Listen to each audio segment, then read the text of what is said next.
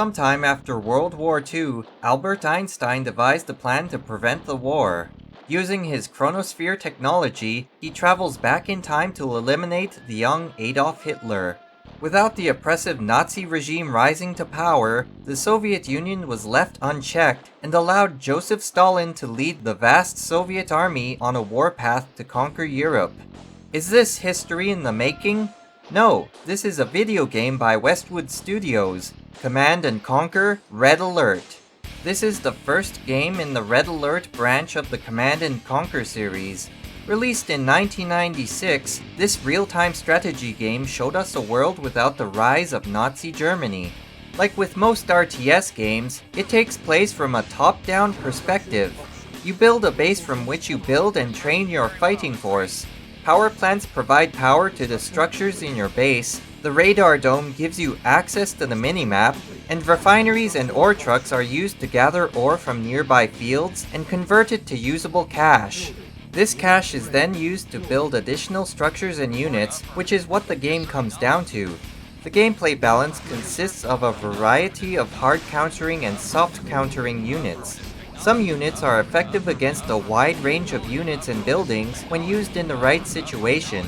Artillery and V2 rockets can deal heavy damage to stationary and slow-moving units, but are very fragile and slow-moving themselves. The game also retains the rock-paper-scissors style of hard counters from Tiberian Dawn, where machine guns are more effective against infantry than vehicles, and rockets and cannons are more effective against vehicles than infantry. Engineers are special infantry units that can damage enemy buildings and capture heavily damaged ones. I don't find these units very useful because heavily damaged buildings might as well be destroyed. As you play the game, you'll notice a discrepancy between the power of both factions' tanks. The Allies build the cheaper light and medium tanks, and the Soviets have access to the more robust, heavy, and mammoth tanks. Depending on your playstyle and willingness to adapt, this may seem like an unfair advantage. Attack dogs are an interesting Soviet unit. They can pounce on infantry units and kill them in a single attack. They're also the only unit in the game that can automatically target enemy spies. Which brings us to the Allies' unique units. Spies can disguise themselves as another player's infantry unit. They can be used to infiltrate enemy buildings and allow you to gain valuable information. Infiltrating a radar dome, for example, will allow you to see that players' units and buildings currently on the map, and infiltrating a barracks, factory, or construction yard will show you exactly what is being constructed. Naval units add a new level of strategy to the game on maps with open waters. You can use transports to land your ground forces on a beach and catch the enemy's forces out of position. Your opponent may have a strong defensive choke point on land, but may be vulnerable to an amphibious attack. The Allies have a variety of naval units at their disposal, but the Soviets only have access to submarines. Air units function as supportive units. They carry a limited payload and are primarily used to take out an isolated ore truck or building, or to pick off a couple of tanks from an existing army. The Soviets can utilize various fighter planes and choppers, but the Allies can only use the longbow helicopter. Both factions have access to nuclear weapons, which do a fair amount of damage to an enemy base. Of course, they still have their own unique abilities.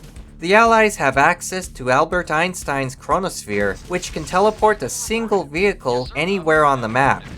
They can also use the GPS satellite to gain vision of the entire map. The Soviets' Iron Curtain grants invulnerability to a single vehicle for a short time. They also use spy planes to reveal part of the map, as well as drop paratroopers at a designated location. To summarize the two factions, the Allies rely on information and versatility, while the Soviets emphasize brute force. The single-player campaigns are split between the Allies and Soviets, each with 14 missions. You're given a briefing in full-motion video at the beginning of each mission, but rather than a single character telling you what to do, you get to see multiple characters interacting with each other. Got an idea. I have an assignment which requires your special skills. Most missions are of the standard base-building gameplay. Gather resources, build up your forces, and destroy the enemy. Other missions involve taking out a building or rescuing a VIP, utilizing a small strike force without any reinforcements. For the Allied campaign, this involves controlling Tanya Adams, a mercenary for the Allied cause. She can easily eliminate infantry units and attack dogs, and can instantly destroy enemy buildings with explosives. One of the challenges on these missions is to avoid vehicles and base defenses, but you might have access to medics or other supporting units to get past them if necessary. The overall graphics depend on which version of Red Alert you play. Both the DOS and Windows versions are included with the game, with the DOS version having inferior graphics, but is only included to allow players without a copy of Windows to play. In almost all cases, you would be playing the Windows version. It runs at a more acceptable resolution, but many units appear very small and lack detail. It becomes a problem in a larger battle where it may be difficult to quickly distinguish between the various units, especially the infantry units which are only represented by a few pixels. The graphics aimed for realistic proportions, but the graphics still suck in that respect. The larger structures and the control panel don't suffer from the same dilemma. Structures have lots of detail, and you can easily determine its current state just by a single glance. Red Alert improves the overall sound over Tiberian Dawn, and even then, that had very good audio to begin with. The sound of gunfire and explosions, the voice acting and screams of death, it really makes you feel like you have a powerful force at your command. The music is also top-notch. Like with Tiberian Dawn, it's a mix of heavy metal and industrial, with more emphasis on heavy metal this time around. Frank Klepacki outdid himself with the soundtrack, and it was even voted Best Video Game Soundtrack of 1996 by PC Gamer magazine. Red Alert is the game that splits the Command & Conquer universe.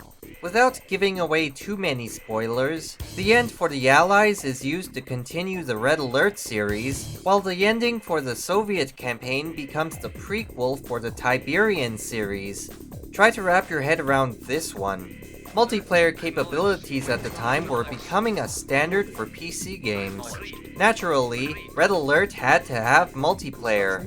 You can play against a number of computer-controlled opponents in the skirmish mode, or you can play against human opponents on the LAN, or take it online through services such as the now defunct MPlayer. To this date, there is still a fringe community in the triple digits actively playing this game using modern tools such as Hamachi or Tungle to connect. In 1997, 2 expansion packs were released for the game, Counter-Strike and The Aftermath. These added new units, missions, skirmish maps, and music, but the new missions did not have FMV cutscenes. The Counter-Strike expansion had a secret campaign called the Ant Missions. This 4-mission campaign pits you against giant ants. That is just crazy. In 1998, Red Alert Retaliation was released for the PlayStation, which featured both expansion packs and 19 exclusive FMV cutscenes for the expansion missions. The PlayStation port also features what is referred to as Soylent Green mode, where the ore fields turn into people, and ore trucks harvest them with gruesome sound effects. This version was released on the PlayStation Network in Europe in 2008, and North America in 2009 for the PS3 and PSP. One of the things that evolved in the real-time strategy genre is the user interface. This encompasses many small features that give a player more control over a game. Multi-unit selection, hotkeys, build queues, auto-casting abilities, unit pathing, and so on. One of the modern features missing from this game is the build queue. The barracks and factories can only build one unit at a time. Once the unit is ready, only then can a player start the construction of a new unit. This made building up your forces very tedious and distracting. The pathing system in the game is also obsolete. Units are arranged on a grid, and movement is performed on a square-by-square basis.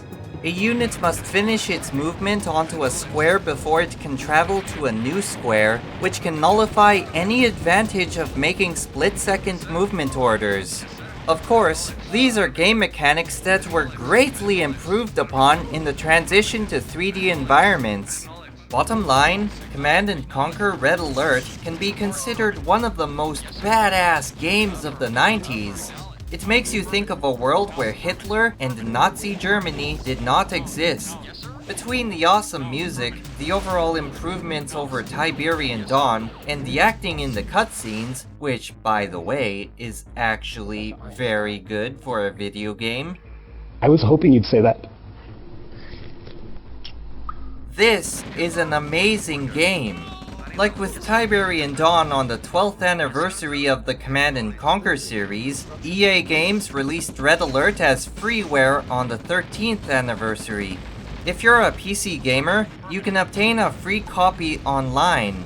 If you own a PlayStation 3 or a PSP, you can purchase the game from the PlayStation Network. Either way, take a trip in Einstein's Chronosphere and experience history in PC gaming.